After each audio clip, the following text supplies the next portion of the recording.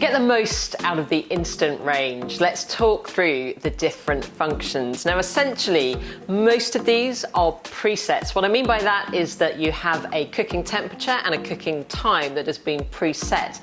And that's been based on a lot of research to work out what the best time and temperature is for different foods. The first one we're actually going to start with, however, is one that is specific to the way in which it cooks, which is the grill function. It's not an air fry function, it's a grill function. The heat is coming from the top down as it would with your standard grill. So it lends itself to the sorts of foods that you would otherwise grill. Think here, cheese on toast. Think that lovely cheesy topping on your nachos, but also things like burgers, chicken, or even steaks or chops.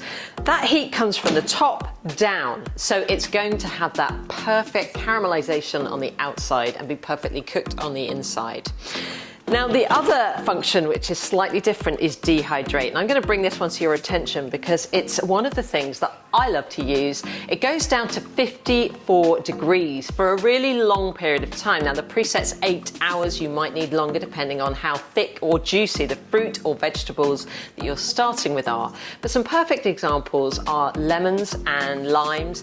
And these are ideal, dare I say it, for adding to your G&T. But if you've got children who love dried fruit, it's a great way to use up any fruit which is on the turn.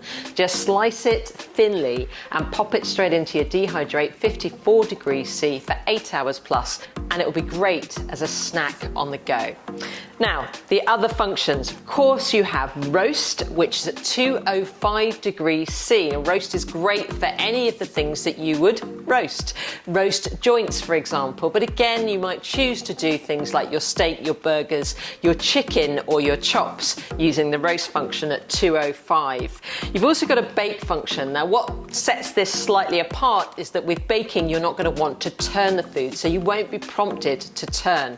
However, it also has a preset at 176 degrees C, and that means it's absolutely perfect for things like pastries and cakes. And then finally, you have reheat. Now, we're all busy, we lead busy lives, and having this reheat function is fantastically useful. First of all, many of us will have cooked too much or have leftovers or things that we just want to reheat. And this is set at 138 degrees C. The idea here is that ideally what you would have is a food thermometer. There are various of those on the market, but you pop your thermometer in when you believe the food has been preheated or heated for long enough, and check that it stays at 70 degrees C for 2 minutes, and then you have your meal preheated and safe and ready to eat. So with that whole range of functions, there are so many different options, but this is going to make your life in the kitchen that much easier.